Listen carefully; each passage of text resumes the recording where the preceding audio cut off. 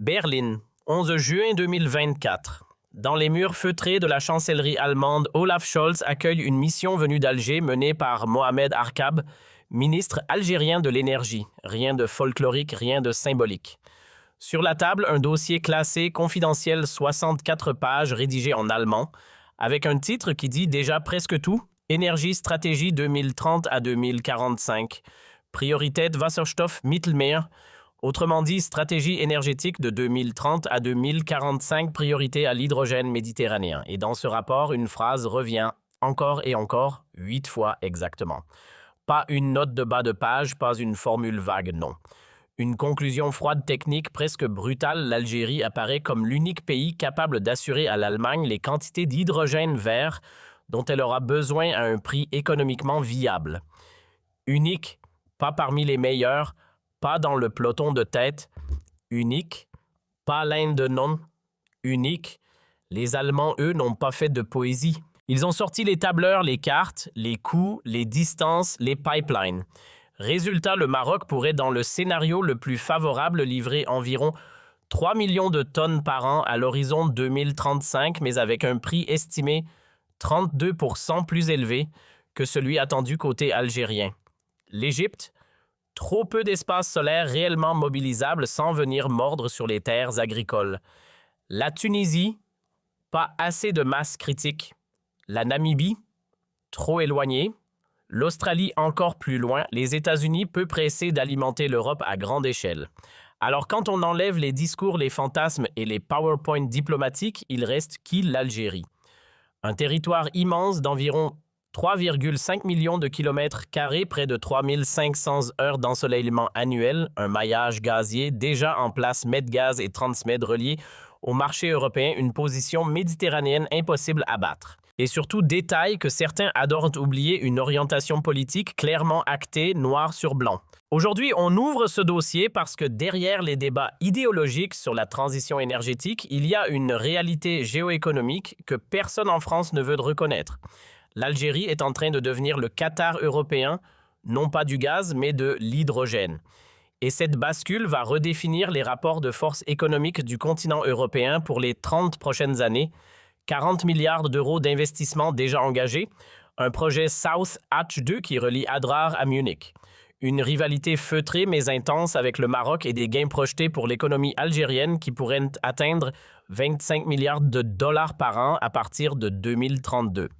Avant d'entrer, fais 3 gestes simples, abonne-toi, active la cloche et dis-moi en commentaire depuis quel pays tu me regardes. Algérie, France, Allemagne, Italie, Canada, Belgique, Sénégal, Émirats. Et surtout, une vraie question de fond. Est-ce que tu avais déjà entendu parler du projet South Hatch 2 avant cette vidéo? Écris oui ou non, franchement, parce que c'est l'un des projets énergétiques les plus importants du monde en 2026 et pourtant, la plupart des médias francophones ne l'ont jamais couvert sérieusement. Tu vas comprendre pourquoi dans un instant. Maintenant, remontons aux fondamentaux. Pourquoi l'hydrogène? Pourquoi maintenant? Pourquoi l'Algérie? L'Europe a pris en juin 2022, après l'invasion russe de l'Ukraine, une décision stratégique historique, réduire drastiquement sa dépendance au gaz russe, passer de 40% en 2020 et à moins de 5% en 2027. Mais le gaz russe servait à chauffer, à produire de l'électricité, à alimenter l'industrie lourde sidérurgie, chimie, ciment vert. Le remplacer intégralement par du solaire et de l'éolien est techniquement impossible à cette échelle et à cette vitesse. Il fallait trouver un vecteur énergétique massif transportable compatible avec les infrastructures existantes. L'hydrogène vert est ce vecteur. L'hydrogène vert, c'est de l'hydrogène produit par électrolyse de l'eau en utilisant de l'électricité renouvelable. Zéro émission de dioxyde de carbone sur toute la chaîne. Ça remplace directement le gaz dans la plupart des usages industriels. Ça se stocke, ça se transporte par gazoduc modifié, ça peut même être liquéfié et transporté par bateau. Sauf qu'en 2026, l'hydrogène vert produit en Europe coûte environ 6 à 8 euros le kilo à la sortie de l'électrolyseur contre 1 à 2 euros le kilo pour le gaz naturel équivalent. Cette différence de prix rend l'hydrogène européen non compétitif par rapport au gaz russe ou au gaz américain liquéfié. Pour que la transition fonctionne, il faut impérativement trouver des pays capables de produire l'hydrogène à un coût de 2 à 3 euros le kilo maximum, ce qui suppose 3 conditions cumulatives. Une électricité solaire abondante et peu chère, donc beaucoup de soleil, Des terrains vastes et non conflictuels, donc des déserts, une infrastructure de transport vers l'Europe déjà existante ou facile à construire, donc une proximité méditerranéenne. Additionne ces trois critères. Il reste sur la planète une liste très courte de pays. L'Algérie, le Maroc avec des réserves foncières moindres, la Mauritanie avec des limites logistiques, la Libye actuellement ingouvernable, l'Égypte avec des contraintes agricoles majeures. L'Algérie se détache immédiatement par la taille, par l'infrastructure, par la stabilité politique, par la volonté stratégique affichée. Et Alger l'a compris avant tout le monde dès janvier 2021. Tebboune crée par décret présidentiel une commission nationale hydrogène rattachée directement à la présidence, pas au ministère de l'Énergie à la présidence. C'est un signal institutionnel fort. L'hydrogène est traité au même niveau que les affaires régaliennes. En février 2022, le gouvernement algérien publie sa stratégie nationale hydrogène 2030-2040, document de 96 pages. Objectif central affiché, produire à l'horizon 2035 entre 9 et 10 millions de tonnes d'hydrogène par an, dont 3 à 4 millions de tonnes destinées à l'exportation vers l'Europe. Investissement cumulé estimé 120 milliards de dollars sur 15 ans, dont environ 60% financés par des consortiums étrangers, 40% par des capitaux publics algériens et Sonatrach. Le calendrier est précis. Première usine pilote de 500 MW à Hassi R'Mel opérationnelle depuis octobre 2024. Deuxième usine à Adrar, 1200 MW opérationnelle fin 2026. Troisième et quatrième usines à Ouargla et Béchar, chacune 2000 MW, mise en service progressive entre 2028 et 2030. Et surtout, l'élément central du dispositif, le projet South Hatch 2. Maintenant, parlons du projet South Hatch 2. Parce que c'est le plus grand projet d'infrastructure énergétique d'Europe en 2026. South Hatch 2, prononcé South 2, désigne un consortium tripartite, l'Algérie via Sonatrach l'Italie, via l'opérateur gazier Snam l'Allemagne via Trans-Austria Gasleitung. Plus tard, rejoint par l'Autriche via OMV, ouvert en option à la Suisse et à la République tchèque. L'objectif du consortium est techniquement simple, politiquement explosif, modifier les gazoducs Medgaz et Transmed pour qu'ils puissent transporter à terme non plus du gaz naturel, mais de l'hydrogène pur et construire l'extension terrestre européenne de cette infrastructure jusqu'à Munich et Vienne. Le tracé complet du corridor South Hatch 2, une fois achevé, sera le suivant départ des usines de production d'Adrar Ouargla et Insala dans le sud algérien. Collecte via un réseau interne algérien de 1800 km. Jonction avec Transmed à Hassi R'Mel, traversée de la Tunisie, traversée méditerranéenne via les gazoducs existants modifiés, arrivée en Sicile, remontée par l'Italie jusqu'à Milan, franchissement des Alpes jusqu'à Munich, longueur totale du corridor 3300 km, volume projeté à pleine capacité en 2030 de 4 millions de tonnes d'hydrogène par an, soit l'équivalent énergétique d'environ 15% de la consommation gazière européenne actuelle. Coût total du projet South Hatch de 40 milliards d'euros, dont 22 milliards pour la partie production en Algérie, 10 milliards pour l'adaptation des gazoducs méditerranéens, 8 milliards pour l'extension terrestre européenne. Financement Banque européenne d'investissement, 24 milliards sous forme de prêts à long terme. Bundesbank allemande via KfW, 8 milliards. Sonatrach et partenaires privés italiens, 6 milliards. Garantie publique autrichienne, 2 milliards. Ce financement a été validé en octobre 2023 par le Conseil européen lors d'un sommet extraordinaire à Bruxelles. L'Algérie devenait ainsi officiellement et formellement un partenaire énergétique stratégique de l'Union européenne, au même titre que la Norvège pour le gaz. Ce n'est pas rien. C'est un basculement institutionnel majeur qui n'avait jamais eu d'équivalent dans l'histoire des relations euro-méditerranéennes. Et pourtant, dans les médias français, silence quasi total. Pourquoi ? Parce que la France, membre de l'Union européenne, pourtant n'est pas partie prenante au projet South Hatch 2. La France n'est pas dans le corridor, sa géographie ne l'y invite pas. Ses relations politiques avec Alger encore moins. La France se retrouve ainsi pour la première fois depuis 50 ans spectatrice d'un projet énergétique majeur dans son ancien précaré algérien et spectatrice aussi plus largement de la redéfinition des équilibres énergétiques européens. Un rôle qui n'a jamais été le sien et que Paris n'accepte toujours pas mentalement. Prendre une seconde, respire. Partage cette vidéo avant qu'on arrive à la comparaison avec le Maroc et aux chiffres qui vont démolir l'hypocrisie du narratif officiel. Envoie cette vidéo à un ami qui suit les questions énergétiques, à un jeune ingénieur qui se demande où travailler, à un membre de la diaspora qui pense que l'Algérie reste coincée dans le 20e siècle parce que ce dossier, c'est l'un des plus importants que cette chaîne aura jamais traité. Et c'est ta diffusion qui va lui donner sa portée réelle. Maintenant, la rivalité marocaine, parce qu'elle est réelle, parce qu'elle est dure et parce qu'elle se joue en ce moment même, Rabat n'est pas naïf. Le royaume chérifien a bien vu dès le départ que l'hydrogène vert serait le pétrole du 21e siècle. Il a lancé en mars 2020 son propre programme national baptisé Hamoun, nom du dieu égyptien du vent par référence au potentiel éolien marocain. Objectif affiché du Maroc pour 2035, produire 4 millions de tonnes d'hydrogène vert par an. Budget annoncé 20 milliards d'euros. Sur le papier, c'est un projet impressionnant. Dans la réalité, le projet Hamoun rencontre depuis 5 ans 4 obstacles majeurs. Obstacle 1, le foncier. Le Maroc a beaucoup de soleil mais peu de surfaces désertiques exploitables. Ces déserts méridionaux se situent en grande partie au Sahara occidental, zone contestée politiquement et juridiquement.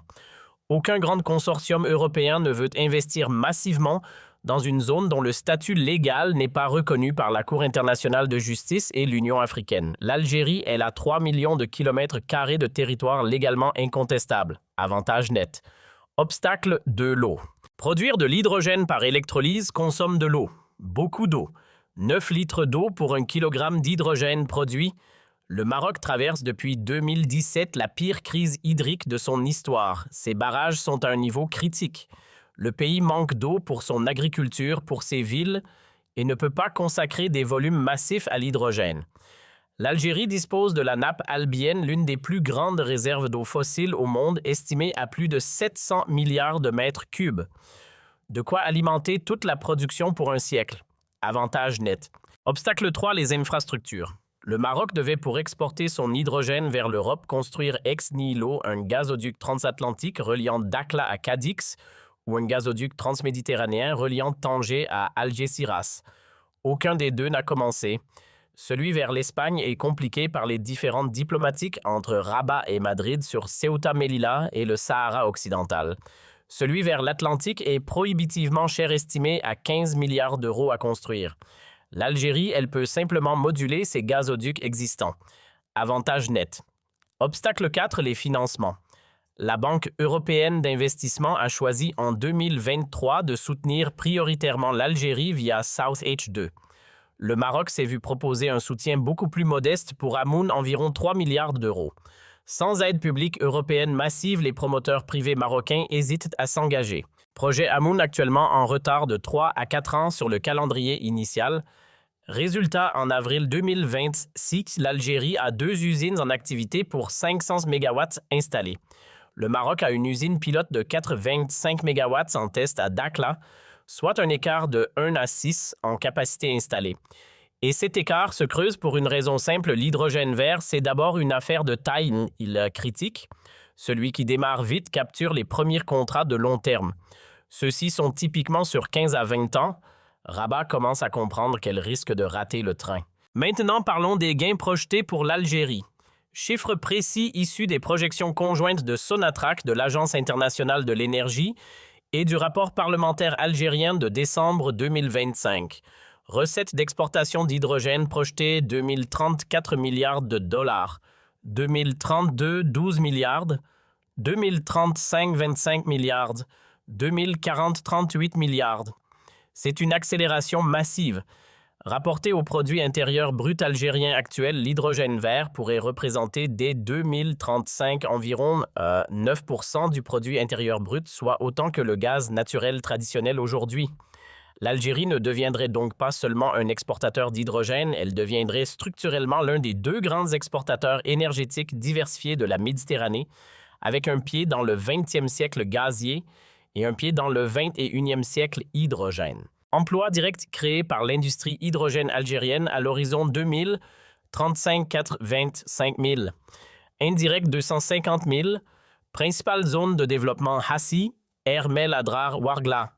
Insala avec la création de 3 nouvelles villes industrielles dans le sud, ce qui va modifier profondément la géographie humaine de l'Algérie en accélérant le développement saharien que le plan Tebboune ambitionne déjà. Impact sur les relations euro-méditerranéennes, transformation structurelle. L'Europe devient pour 40 ans au moins dépendante à hauteur de 15 à 20% de son approvisionnement énergétique de l'hydrogène algérien. Cette dépendance n'est ni une bonne ni une mauvaise nouvelle en soi. Elle crée simplement une interdépendance structurelle qui va redéfinir la posture européenne vis-à-vis de l'Algérie sur de nombreux autres dossiers, mémoire coloniale, visa, archives, soutien diplomatique, parce qu'on ne traite pas avec la même arrogance un fournisseur énergétique stratégique qu'une ancienne colonie. Mécanique implacable. Maintenant les risques, et ils sont réels. Risque numéro 1, le prix du pétrole. Si le baril reste durablement sous 65 $, les revenus traditionnels de Sonatrach ne permettront pas de financer la part algérienne des investissements South Hatch 2. Le plan repose implicitement sur un baril moyen à 75 $ entre 2025 et 2032. C'est une hypothèse plausible mais pas garantie. Risque numéro 2, la capacité d'exécution. Construire 4 grandes usines hydrogène en parallèle, c'est techniquement colossal. Cela suppose une formation accélérée de dizaines de milliers d'ingénieurs spécialisés. Des écoles supérieures ont ouvert à Boumerdès et Ouargla en 2022. Mais le goulot d'étranglement humain reste un facteur de risque. Besoins estimés 15 000 ingénieurs spécialisés d'ici 2030. Formation actuelle en rythme 3 000 par an. Il faudra importer des compétences étrangères pendant au moins 5 ans.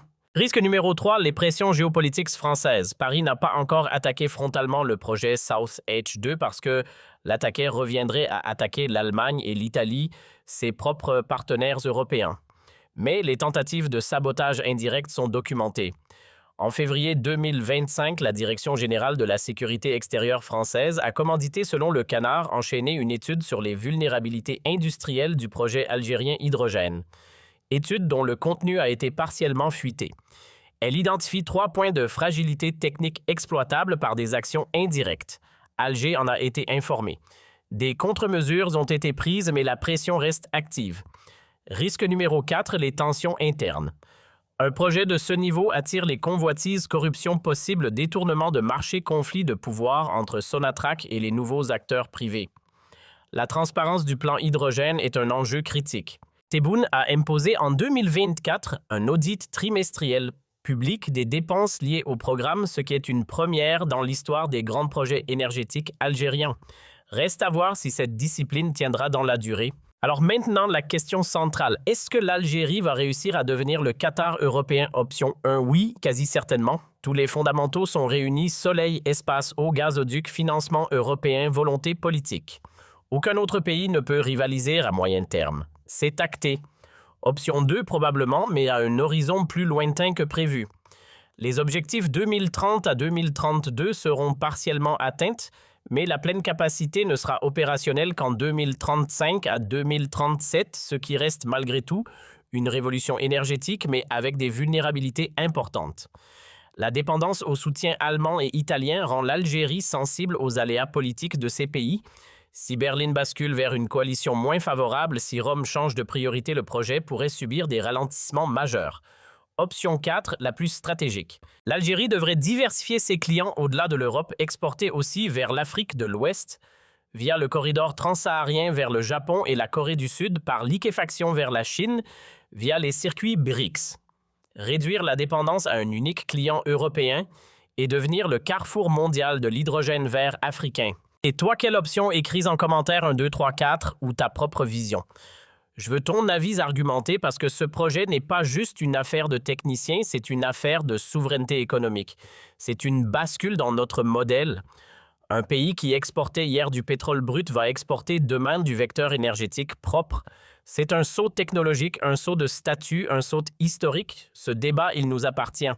Cette révolution énergétique, elle nous appartient et cet avenir souverain, il appartient à un seul peuple, le peuple algérien. Avant de te laisser, récapitulons.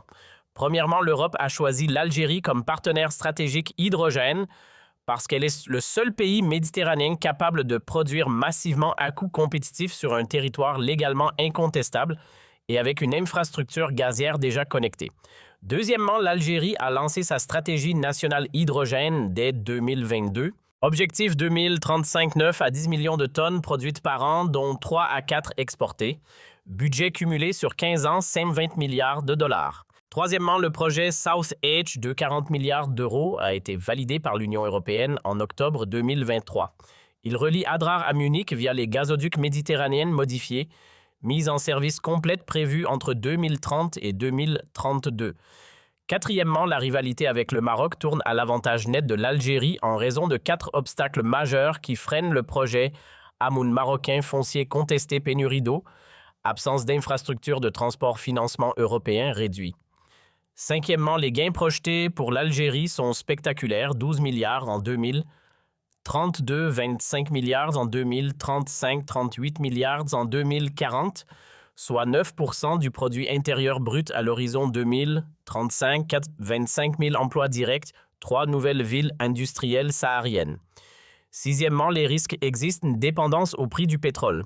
Goulot d'étranglement en formation pression indirecte française, enjeu de transparence interne. L'Algérie a mis en place des mécanismes d'audit qui réduisent ces risques sans les éliminer. Septièmement, cette transformation énergétique va redéfinir structurellement la relation euro-algérienne pour 40 ans. L'interdépendance créée modifie mécaniquement la posture européenne sur tous les autres dossiers mémoriels, diplomatiques, économiques. L'Algérie ne sera plus traitée comme une ancienne colonie, elle sera traitée comme un fournisseur énergétique stratégique indispensable. La nuance change tout. Si cette vidéo t'a fait comprendre pourquoi l'hydrogène vert algérien est le vrai game changer de la décennie, fais 3 gestes. Abonne-toi et partage. Partage à un ingénieur qui cherche où se projeter, à un étudiant en énergie, à un investisseur qui doute, à un membre de la diaspora qui voudrait revenir au pays, à un ami allemand, italien, autrichien, qui ignore tout de la stratégie européenne réelle. Parce que cette révolution, elle se joue maintenant, elle ne s'arrête plus, et ceux qui auront compris en premier seront ceux qui en profiteront le plus. Nous venons aujourd'hui de clôturer la série Algérie 2030, le plan secret. 5 épisodes, 5 piliers, plan Tebboune, 400 milliards, combat pour les BRICS corridors transsahariens armés à 25 milliards hydrogène vert. Tu as désormais une vision complète du projet national algérien pour la décennie. Tu peux le transmettre, tu peux le défendre, tu peux le débattre. Et dès lundi, on ouvre la 3e et dernière série, Les guerres invisibles. 5 épisodes sur la géopolitique régionale qui redessinent notre espace, sans qu'on nous demande notre avis. Premier épisode, la guerre secrète du Sahel, qui contrôle vraiment le Mali, le Burkina, le Niger depuis le départ français. Spoiler, ce n'est ni Wagner, ni la Chine, ni Washington. C'est un acteur régional à 400 km d'Alger. Rendez-vous lundi. Longue vie à l'Algérie. Gloire à nos martyrs. Gloire à cette génération qui est en train de faire du Sud algérien. Désert oublié des décennies durant la nouvelle frontière énergétique du monde. Et que la vérité marche. Et que la vérité marche. Et que la